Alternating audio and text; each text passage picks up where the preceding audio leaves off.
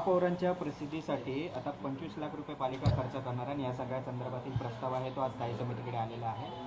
कसं पाहता, कारण याआधी महापौरांच्या बंगल्यावर उधळपट्टी करण्यात आली होती खर्च मोठ्या प्रमाणात, आता त्यांच्या प्रसिद्धीसाठी 25 लाखांचा सतत आता महापौरांवर बोलणं आम्हालाही आता कंटाळा आलाय. कारण प्रतापच असे आहेत की किती मांडावे आणि किती झाकावे. मुळामध्ये माझ्या हातामध्ये प्रस्ताव आहे. त्या प्रस्तावामध्ये हा स्थायी समितीचा प्रस्ताव आहे. त्याच्यात 25,12,000 या संख्या महापौर कार्यालयीन कामासाठी महापौर कार्यालयाच्या हाताळणी करता, समाज माध्यम हाताळणी करता.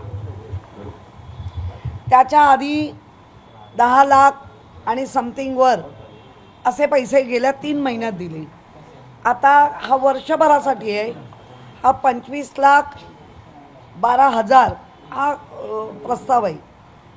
आणि तुमच्या माध्यमातून मी ऐकते की महापौर म्हणतायत की हे माझं नाहीच आहे. पण नेमकं करताय कोण? तिघाडी आणि गाडी बिगाडी असं भाजपचं चाललं आहे का? भाजपामध्ये स्थायी समिती काय बोलतो ते सभागृह नेत्याला माहिती नाही. सभागृह नेता काय म्हणतो ते महापौराला माहिती नाही. महापौर काय म्हणतात ते दोघांनाही माहिती नाही. आमच्याबरोबर तर संवादच नाही. पण नेमकं काय चाललंय काय? अरे ही महापालिका आहे. करदात्यांच्या पैशातून येणारा जो पैसा आहे तो सगळीकडे प्रत्येक ठिकाणी दिला जातो. परंतु महापौरांच्या प्रसिद्धीसाठी एका वर्षाला जर 45 लाख वापरले जाणार असतील तर प्रसिद्धी म्हणजे काय? जिथे महापौर जातात, कोणाला भटजीला भेटतात, यांना भेटतात, मुनींना भेटतात, ती प्रसिद्धी आहे का? महापालिकेने पण ठरवलं पाहिजे की हे बालहट्ट कधीपर्यंत पुरवणार आहात. आणि पुरवण्याचा हे मुंबईकरांच्या निधी देण्याचं काम विचारपूर्वक नको व्हायला. महापौरांना प्रसिद्धी दिली पाहिजे, पण त्याच्यासाठी असे वारेमाप खर्च असेल तर हे बरोबर नाही. महापौरांच्या कार्यालयाकडून जे स्पष्टीकरण आलं आहे त्यात ते म्हणतायत की हा महापौरांच्या प्रसिद्धीचा स्वतंत्र खर्च नाही तर BMCच्या संपूर्ण सोशल मीडिया व्यवस्थापनासाठी खर्च आहे. मात्र जे प्रस्ताव आहे त्यात केवळ महापौरांच्या कार्यालयाचा एवढाच उल्लेख आहे. त्यामुळे तफावत आहे, पूर्ण तफावत आहे. एकतर प्रशासन खोटं बोलत आहे आणि महापौर खरं बोलत आहे, किंवा महापौर खोटं बोलत आहेत आणि प्रशासन खरं बोलत आहे. आता ते प्रशासनाने सांगावं, कारण काल असंच चाललेलं. हा खोटं बोलतोय, तो तरी खरं आहे. मग आज तर अगदी ऐरणीवर आलेला प्रश्न आहे, कोण खरं बोलतंय आणि कोण खोटं बोलतंय आणि मुंबईकरांच्या पैशाची का लूट करताय.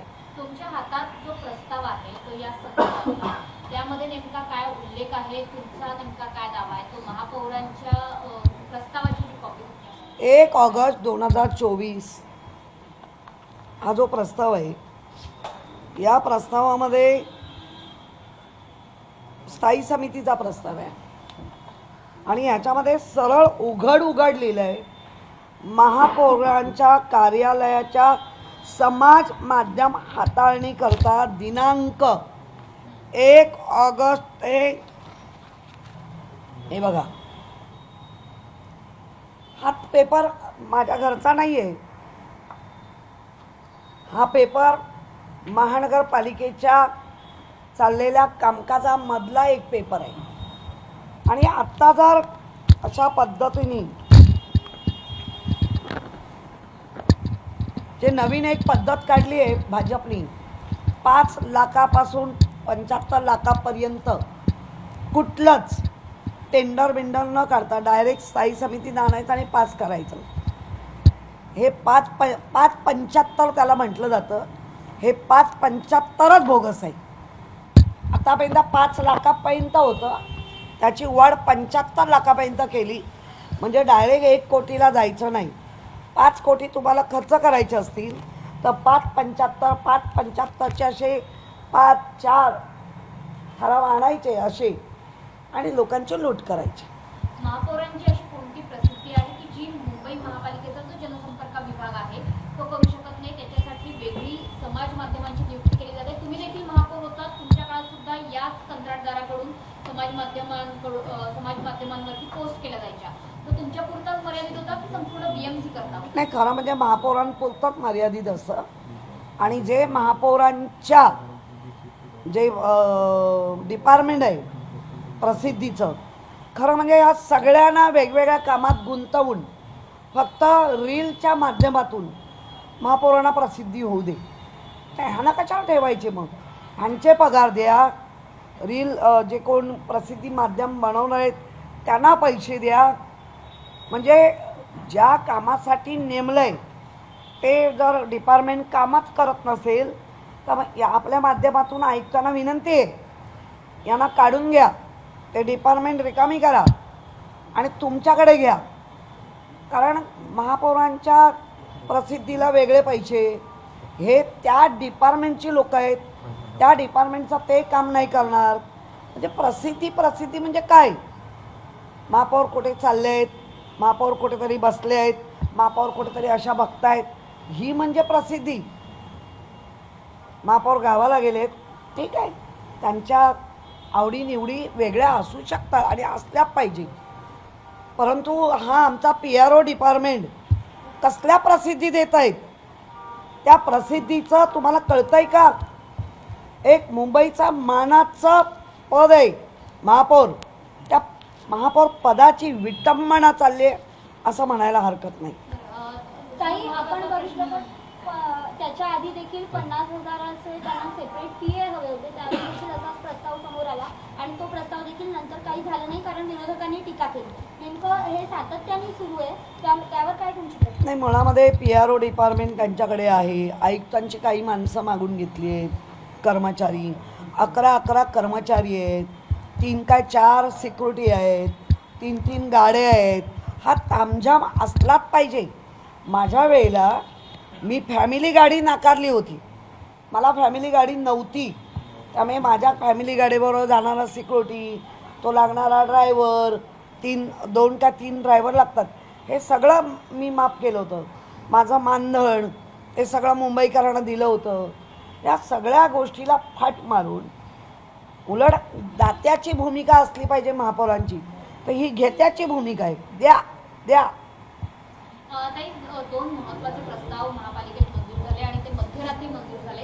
एक म्हणजे बेस्टच्या खाजगीकरणाचा PPP तत्वावरती विकासाचा प्रस्ताव आणि दुसरा म्हणजे फुटबॉल ग्राउंड, जे आदित्य ठाकरेंनी प्रचंड विरोध केलेला आहे आणि कोर्टात हे प्रकरण न्यायप्रविष्ट असताना याचा प्रस्ताव मंजूर. खरं म्हणजे फार चुकीचं घडलंय. कुठलंही प्रकरण जेव्हा न्याय प्रविष्ट राहतं तर त्या न्याय प्रविष्टाचा विषय रिफर बॅक करावा लागतो, करायचा असतो. परंतु ह्यांच्या धाडस एवढं वाढलं आहे की आम्ही काहीही केलं तरी आम्हाला वाचवणारे दिल्लीश्वर आहेत. या मोठ्या धाडसावर कुठलंही महापालिकेत धाडस होतं आहे. मुळात माझा पण प्रश्न आहे, मुख्यमंत्री, शिस्तबद्ध मुख्यमंत्री, त्यांना तरी हे आवडतं आहे का की त्यांचाही सपोर्ट आहे?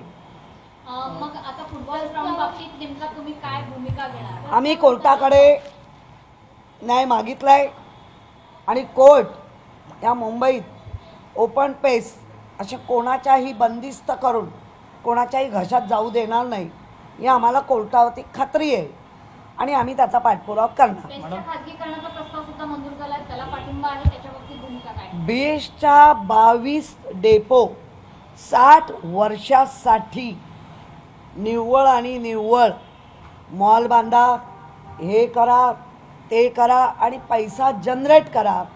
तो जनरेट झालेला पैसा मग आम्ही त्यांचे ग्रॅज्युटी देणार आहोत.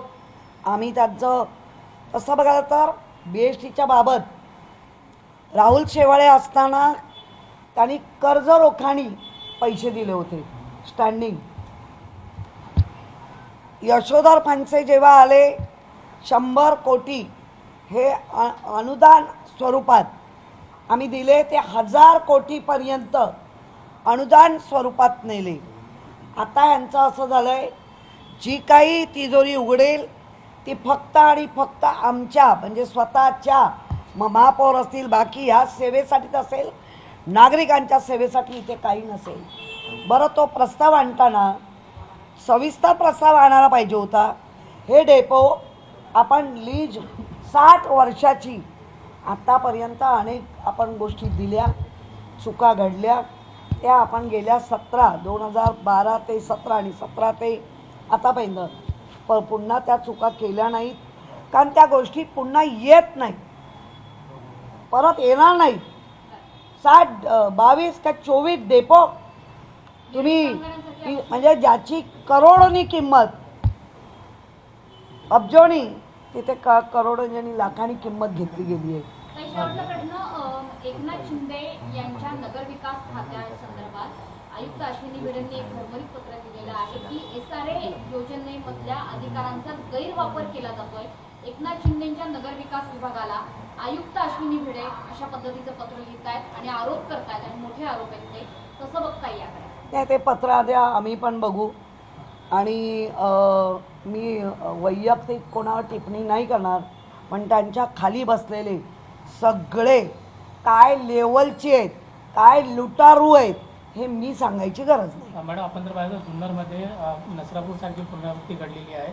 अल्पवयीनबरोबर लैंगिक अत्याचारांची निर्गुण हत्या करण्यात आलेली आहे.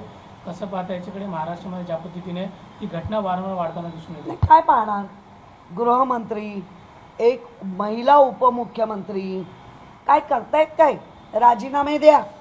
या अशा घटना वारंवार घडतात ना, लोकांचे राजीनामे मागण्यामध्ये खूप तुम्हाला हौस होती, राजीनामे द्या.